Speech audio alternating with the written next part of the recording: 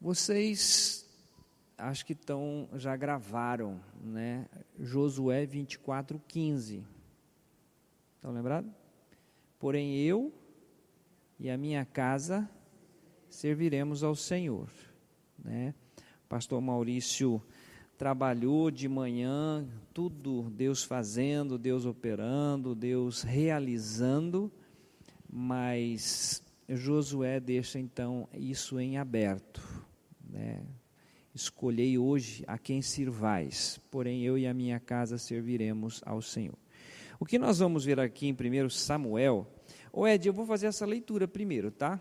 Porque tem uns nomes aqui meio esquisito, tá? Então eu vou fazer a leitura até o verso 8, e depois nós vamos continuar a leitura também em 1 Samuel, ok? Houve um homem, né? Se o Fernando tivesse aqui de novo, ele ia dizer, mas só para homens, hoje é para homem de novo, né? Houve um homem de Ramate Zofim, da montanha de Efraim, cujo nome era Eucana, filho de Jeroão, filho de Eliú, filho de Tou, filho de Zufe, Efrateu, né? Os nomes aí esquisitos. E este tinha 2 mulheres, tá? Lembrando que naquela ocasião isso era algo normal. O nome de uma era Ana e o nome da outra Penina. Penina tinha filhos, porém Ana não tinha filhos. Subia, pois, este homem da sua cidade de ano em ano a adorar e a sacrificar ao Senhor dos Exércitos em Siló. E estavam ali os sacerdotes em Siló. E estavam ali os sacerdotes do Senhor, Hofni e Finéias, os 2 filhos de Eli. Amém? Até aqui, vamos parar um pouquinho. Vamos pensar. Lembrando Josué 24:15, eu e a minha casa serviremos ao Senhor. Até aqui, como é que vocês estão observando a questão do nosso amigo Eucana? Tudo em ordem? A adoração se dava, né, de ano em ano, tinha algumas festas, e ele aqui subia com as suas 2 mulheres, de ano em ano, para esse momento. Então, ele temia o Senhor? Temia. Tinha um momento de estar sacrificando, levando as coisas ao Senhor? Sim, tinha. Versículo 4, e sucedeu que, no dia em que Eucana sacrificava, dava ele porções do sacrifício a Penina, sua mulher, e a todos os seus filhos, e a todas as suas filhas.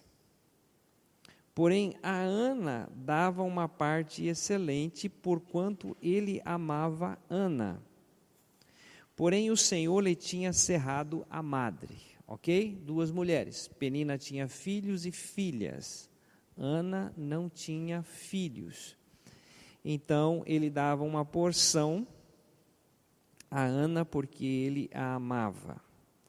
Porém, Ana era estéril. Versículo 6. E a sua competidora, aqui se referindo a Penina, excessivamente a irritava para a embravecer, porquanto o Senhor lhe tinha cerrado a madre. E assim o fazia ele de ano em ano, quando subia à casa do Senhor, assim a outra a irritava pelo que chorava e não comia. Então Eucana, seu marido, lhe disse, Ana, por que choras? E por que não comes? E por que está mal o teu coração? Não te sou eu melhor do que 10 filhos? Aqui nós vamos parar então, porque nós temos 4 perguntas aqui. Mulheres, o que vocês acham dessas 4 perguntas de Ana? ou melhor, de Eucana.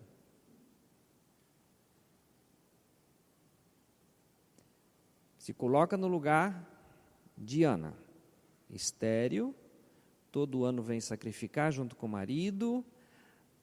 A outra, Penina, irritava e ironizava porque ela era estéril.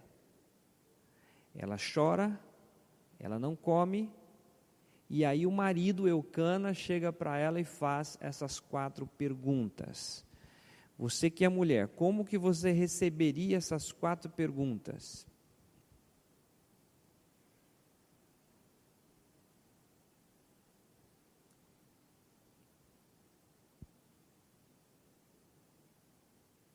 Ninguém vai arriscar?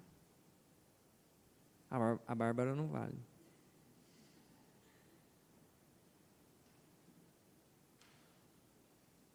Sabe aquela pergunta que o marido, você está fazendo almoço, tá? Você está fazendo almoço.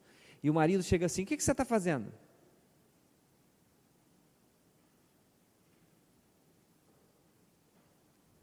O que você faz? Qual é a sua reação? Falar como seu felicíssimo, né? Seu felicíssimo foi tirar leite. Está vindo para casa com leite. Aí a vizinha pergunta, foi tirar leite, seu felicíssimo? Ele joga todo o leite no chão e diz, não, fui lavar calçada. É para você ter um nível do estresse do camarada, né? Esse mesmo felicíssimo está lá em cima do telhado, consertando o telhado. Aí alguém passa lá na rua e diz assim, está consertando esse telhado, seu felicíssimo? Ele começa a quebrar telha e diz, não, estou quebrando tudo. Tem umas perguntas que não tem sentido, né? Então vamos pensar, já que as mulheres não se aventuram aqui, eu vou me aventurar. Eucana, seu marido, lhe disse, Ana, por que choras?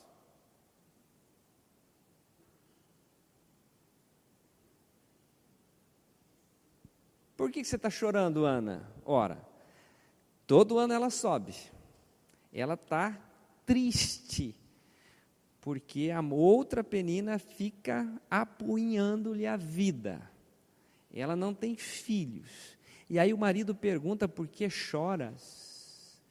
O que nós queremos trazer hoje, né, quando estamos tratando de família? Não basta o homem apenas chegar nessa postura, eu e a minha casa serviremos ao Senhor. Isto é uma postura realmente sensata, com responsabilidade, mas essa sensibilidade dentro da casa, sensibilidade com a esposa, sensibilidade com os filhos, ver o que está acontecendo, ser sensível ao ambiente. Aqui fica claro para nós, pela palavra, que Eucana era um camarada totalmente desatencioso no que estava acontecendo ao seu redor, debaixo do seu nariz, né? Segunda pergunta, Ed, você pode ler a segunda pergunta na sua versão? Por que não comes?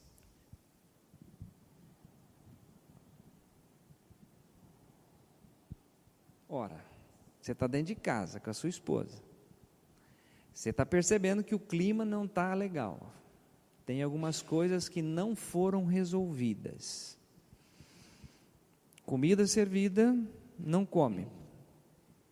É uma pergunta que provoca mais, irrita mais, o clima fica pior ainda. Por que não comes? Eu aqui estou entrando na vida de Ana e estou falando com Eucana. Será que você é tão insensível assim que você não consegue perceber que nós estamos tantos anos casados, eu não tenho filhos, essa sua outra mulher, toda a situação, será que isso para você é tão difícil, você entrar na minha realidade e perceber o quanto eu estou sofrendo com isto? E mesmo tem mulheres que acabam falando do seu sofrimento, o que causa sofrimento, e mesmo assim o homem acha que não causa sofrimento, né? Então isso é uma questão aí de sensibilidade mesmo. Terceira pergunta. E por que está mal o teu coração? Ora, por que está mal meu coração, Eucana? Né? Ela foi muito paciente, né, nessas 4 perguntas aqui. A última, então, você vai ficar apavorado. Né? A última, quem é curioso que já foi ler, né, Nadia? A última, então, é terrível. Mas essa aí, escuta, o teu coração, o que está acontecendo? Parece que ela tem que verbalizar as coisas, porque a sensibilidade está longe, está distante, né? Então, Eucana passa por essa situação. E, finalmente, essa última pergunta. Não te sou eu melhor do que 10 filhos? Gente, se fosse um, se ele fala, eu não sou melhor do que um filho para ti, afinal de contas, eu te sirvo, eu sirvo melhor para você, porque eu a amo, do que os filhos da Penina, será? Mas 10, ele está comparando a 10 filhos, olha, aqui não está, né, mas, Ana, vá plantar coquinho, Eucana, vai ver se eu estou na esquina daquele rio, daquela curva lá embaixo, porque isso é o maior absurdo que eu posso ouvir na minha vida. Filhos, só quem tem, para ter noção do que é isso. Muito bem, o que ela faz? Versículo 9 agora, o que ela faz? Ela não responde a nenhuma dessas perguntas, eu não sei se ela levanta batendo o pé, eu não sei se ela fala umas palavras assim meio cochichando. Eucana, quer saber? Se exploda. Já que você como homem não tem a sensibilidade, a percepção de interceder por mim como sua esposa, eu vou diante do Senhor. E aqui eu chamo a minha atenção e a atenção dos homens. Quando nós ouvimos no sábado à noite, nós como sacerdotes da nossa casa, como aquele homem que intercede, aquele que é o cabeça, aquele que cuida, aquele que zela. Se Eucana não tem essa sensibilidade, não está vendo isso, de colocar a boca no pó, conforme pastor Maurício utilizou, Senhor, o que está acontecendo? Olha o sofrimento que ela está tendo, ela não está comendo, ela chora todos os anos, Senhor, por misericórdia, faça um milagre na vida dela, mas não é comigo, então as coisas vão caminhando dessa forma, até que ela então decide por si só uma posição. Então vamos lá, 1 Samuel 1, verso 9. Então Ana se levantou, depois que comeram e beberam em Siló, e Eli, o sacerdote, estava sentado numa cadeira junto a um pilar do templo do Senhor. Ela, pois, com amargura de alma, orou ao Senhor e chorou abundantemente. Alguém poderia me definir o que é amargura?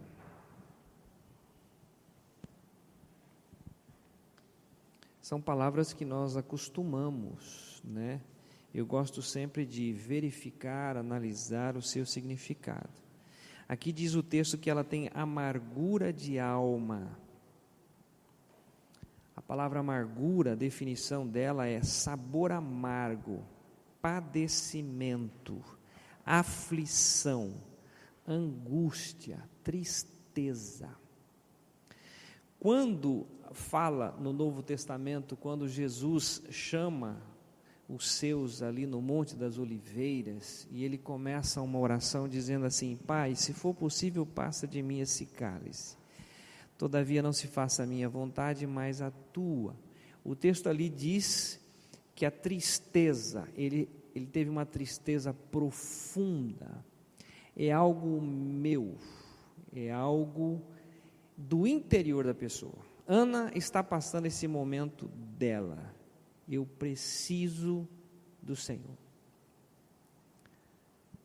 Estou casada, mas meu marido só mantém a casa com dinheiro. Ele está sustentando Ana, ele está mantendo a casa. Mas a sensibilidade, o sacerdócio, a intercessão, a sensibilidade de clamar por, estar diante do Senhor em favor de, não vemos isso em Eucana, né? E isso nós estamos trazendo para a nossa realidade hoje. A partir do momento que nós, como homens, estamos na posição de casados, ela faz parte. Somos uma só carne, e essa sensibilidade deve aumentar. Então ela está angustiada, o texto diz claramente, e chorou abundantemente, que é o verso 10. Agora o verso 11. E votou um voto dizendo: Senhor dos exércitos, se atentares para a aflição da tua serva, e de mim te lembrares, e da tua serva te não esqueceres, mas a tua serva deres um filho varão, ao Senhor o darei por todos os dias da sua vida, e sobre a sua cabeça não passará navalha. Isso.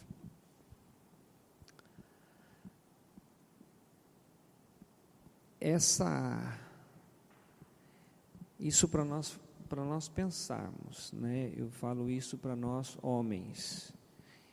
Ir à igreja ou tomar uma decisão diante do Senhor é um fato muito importante, é um ato de sabedoria, mas não perder de vista a nossa esposa, os nossos filhos.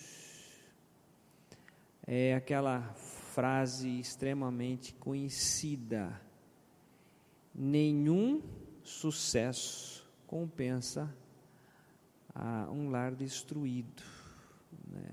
Normalmente a pessoa está pensando no sucesso profissional, a correria faz parte, alguns até falam da sua correria, que não tem tempo, mas família, filhos, estrutura, casa, é algo fundamental.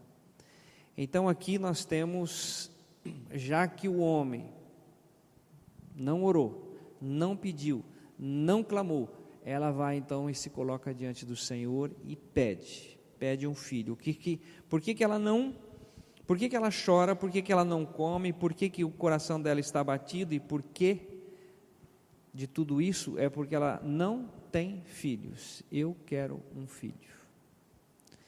Versículo 12. E sucedeu que, perseverando ela em orar perante o Senhor, Eli fez atenção à sua boca. Ele era um homem gordo. Ele está sentado numa cadeira. Tanto é que quando ele morre, devido ao seu peso, ele cai para trás, quebra o pescoço.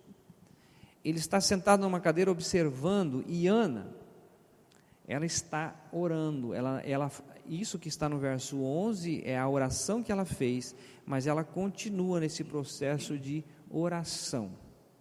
A alma dela está amargurada, ela está literalmente chorando. Ele vê a sua boca mexendo, mas não houve som. É entre ela e Deus. Versículo 13: porquanto Ana no seu coração falava, e só se moviam os seus lábios, porém não se ouvia a sua voz, pelo que Eli a teve por embriagada. Essa mulher está embriagada. Versículo seguinte: e disse-lhe Eli: até quando estarás tu embriagada? Aparta de ti o teu vinho. Porém Ana respondeu e disse: não, Senhor meu, eu sou uma mulher atribulada de espírito, nem bebida forte tenho bebido, porém tenho derramado a minha alma perante o Senhor. Aqui nós temos uma outra palavra chamada atribulada. Então Ana está em amargura de alma, e Ana está atribulada de espírito.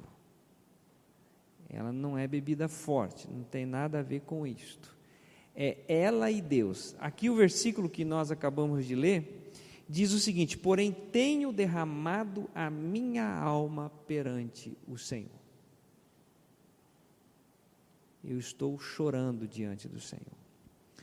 Versículo 16. Não tenha, pois, a tua serva por filha de Belial, porque da multidão dos meus cuidados e do meu desgostos tenho falado até agora. Então respondeu Eli e disse: vai em paz, e o Deus de Israel te conceda a tua petição que lhe pediste. E disse ela: ache a tua serva graça em teus olhos. Assim a mulher se foi seu caminho e comeu, e o seu semblante já não era triste. E levantaram-se de madrugada, adoraram perante o Senhor, e voltaram, e vieram à sua casa, a Ramá. Eucana conheceu a Ana, sua mulher, e o Senhor se lembrou de Ana. Aqui, querido, nós vamos, pelo menos, assim, trazer à memória. Vocês conhecem isto. Vocês lembram de uma viúva, isso está em Lucas 18, uma viúva que ela vai diante de um juiz, e ela vai pedir algo, e o juiz não responde, e ela insiste, e o juiz não responde. E vocês se lembram por que o juiz respondeu àquela mulher?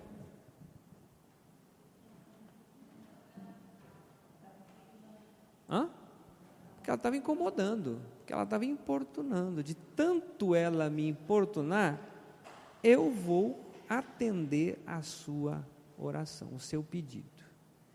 E aí nós encontramos, eu acho que vale a pena ir lá no 18:8, Lucas 18:8.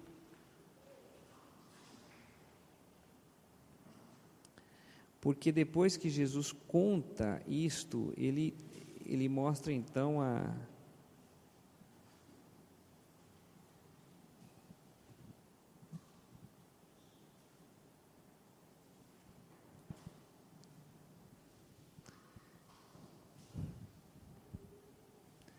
é o 18:7, eu errei. E Deus não fará justiça aos seus escolhidos, que clamam a Ele de dia e de noite, ainda que tardio para com eles. Olha só,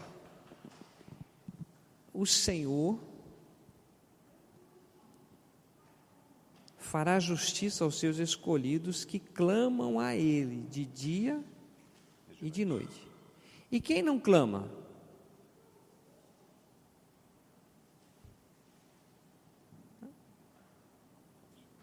E marido que não ora?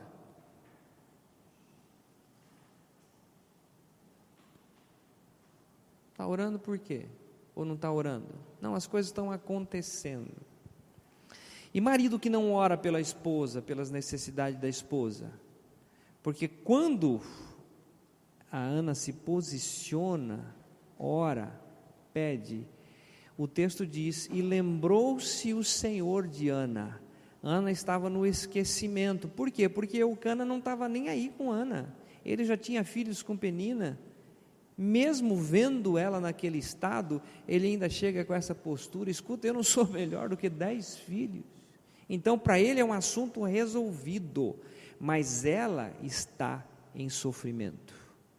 E aí nós temos uma família funcional que hoje é definido, é aquela família realmente se colocando, homem, né, diante do Senhor, buscando a direção do Senhor em todos os setores da vida, seja com a esposa, seja com os filhos. Voltando lá em 1 Samuel, né, nós paramos no versículo 19, então o Senhor se lembrou de Ana. Aí nós vamos até o versículo 28, agora o verso 20, 1 Samuel 1:20. E sucedeu que, passado algum tempo, Ana concebeu e teve um filho. E chamou seu nome de Samuel, porque, dizia ela, o tenho pedido ao Senhor. E subiu aquele homem, Eucana, com toda a sua casa, a sacrificar ao Senhor o sacrifício anual e a cumprir o seu voto. Porém Ana não subiu, mas disse a seu marido: quando o menino for desmamado, então o levarei para que apareça perante o Senhor e lá fique para sempre.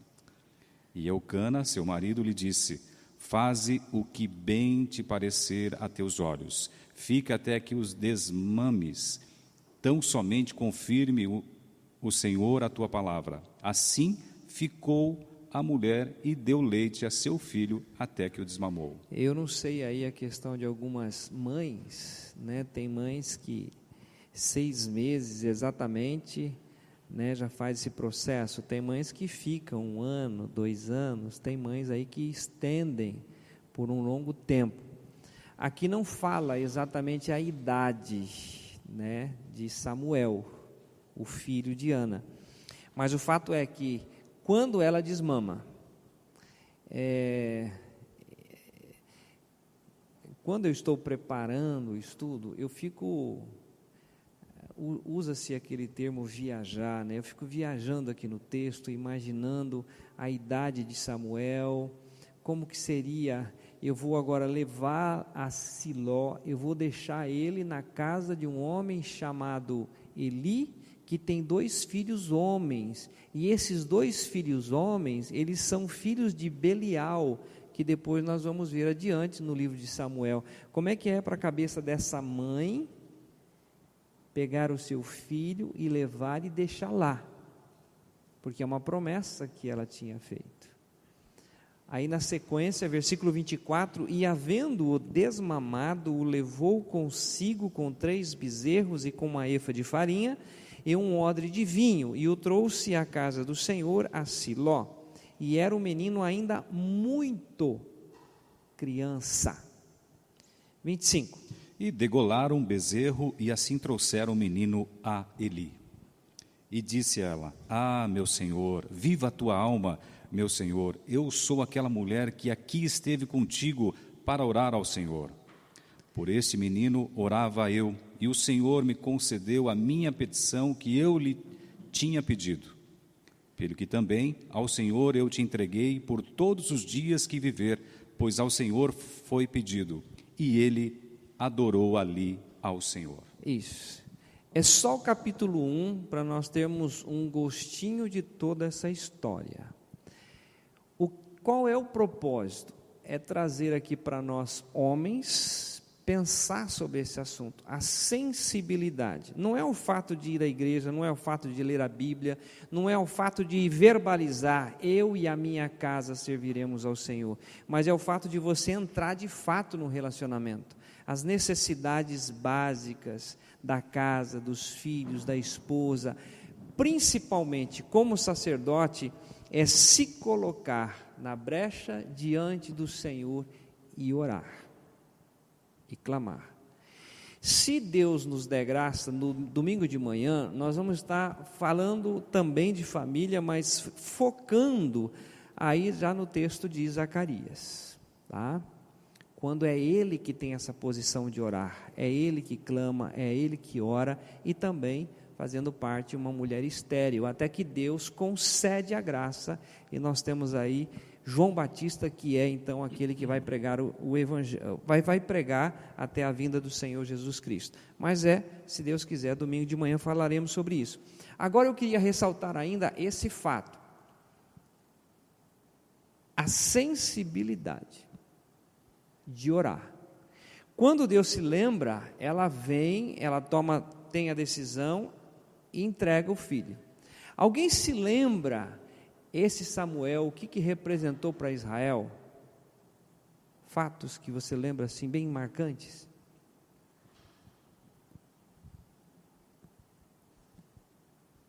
Foi Samuel que ungiu o rei Saul, foi Samuel que ungiu o rei Davi, e foi Samuel que quando ele morre, ele vai exatamente para Ramá, ele volta para a casa dele.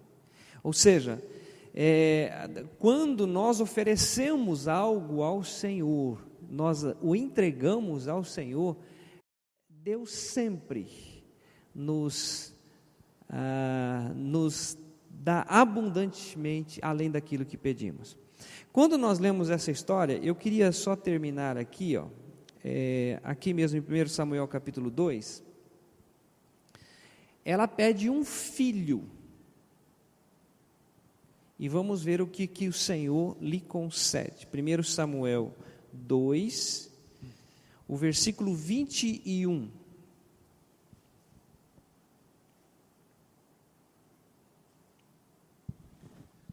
Visitou, pois, o Senhor a Ana, e concebeu e teve 3 filhos e 2 filhas. E o jovem Samuel crescia diante do Senhor. O Senhor, Ele sempre, na sua palavra, Ele faz muito mais abundantemente, além daquilo que pedimos ou pensamos. Ela pede um filho e Deus lhe concede aí uma família, Reforçando, fazendo lembrar esse mês, de março, exatamente uma família diante do Senhor, na sensibilidade de orar, de buscar, de estar vendo a necessidade do outro e orando uns pelos outros. E principalmente aqueles que têm filhos também, estar aí na brecha pelos filhos, tá bom?